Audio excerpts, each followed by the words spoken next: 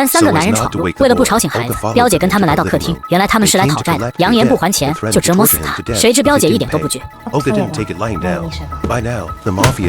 此时黑手党还不知道，他们惹了不该惹的人。隔天彪姐就来到黑市，想买一把大枪。而这年头，女人想干点啥，都是需要付出代价的。几分钟后，彪姐给黑手党打去电话，表示钱已备好，约他们到废弃游乐场见面。对于为什么去那里见面，彪姐也给出了合理的解释。很快，3人就驾车来到指定地点，他们毫无防备，毕竟面对的只是一个女人而已。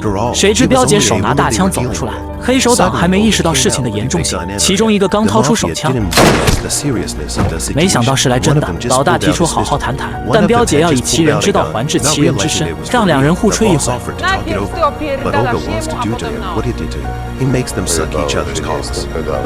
可彪姐根本就没有耐心听他唧唧歪歪，连开数枪废了老大的双腿，然后让他们快点。小弟害怕了，劝老大快吹吧，他不会告诉别人的，很快就完事了。被逼无奈的老大边骂边不得已而为之，这种酷刑让小弟难受至极。彪姐在一旁观察片刻后，又改变了主意。虽然2人很卖力，但他还是比较喜欢刀子。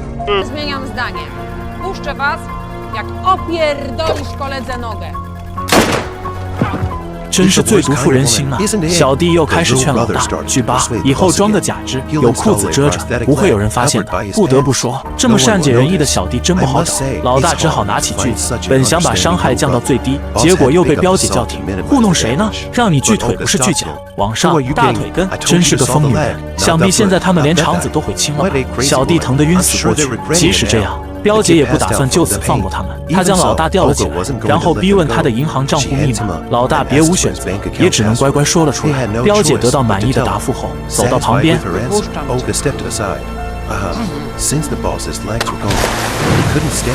由于老大的双腿已废，他在水箱里扑腾，根本无法站着。最后让手下把那俩也都丢进水箱。几天后，他找到黑手党帮派的2当家，让他把所有小弟全部约了出来，快速当上老大的捷径就是干掉老大。从此，彪姐成为黑手党的新老大。这么狠的女人，其实之前只是个保姆而已。那时他第1天上班，女主人就诬陷他偷了手表，无奈之下他翻出所有口袋自证清白，而男主人表面上是高富帅，背地里却是个抢劫犯。俗话说常在河边走，哪有不湿鞋，最终还是被警察给抓走了。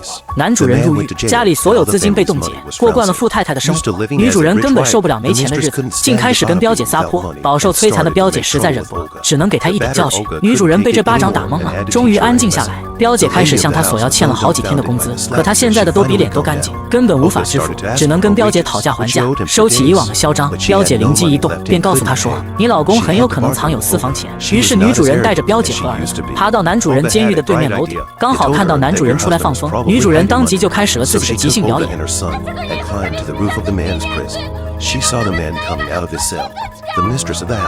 男主人脸都黑了，有个地方恨不得马上钻进去。不过这招很有效果，事后他就派手下来到家中，原来他的私房钱都藏在儿子的存钱罐内。不过这些钱他要拿去为自己请律师，所以1毛都没留下，只是留下一张纸条，让他按照里面的步骤卖掉一些东西。彪姐为了拿到自己的工资，也陪着他去了。到了指定地点后，2人傻眼了，竟是成山的面粉。旁边的衣柜中还有几把重型武器，女主人一副没见过世面的样子，拿起来就扣动了扳机，直到子弹全部打完才停了下来。彪姐赶紧拿过来擦掉上面的指纹，接下来2人就要卖掉这里所有的违禁品。She didn't stop until all the bullets were gone. Olga wiped off her fingerprints.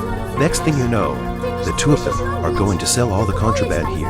突然3个男人闯入，为了不吵醒孩子，彪姐跟他们来到客厅。原来他们是来讨债的，扬言不还钱就折磨死他。谁知彪姐一点都不惧。此时黑手党还不知道，他们惹了不该惹的人。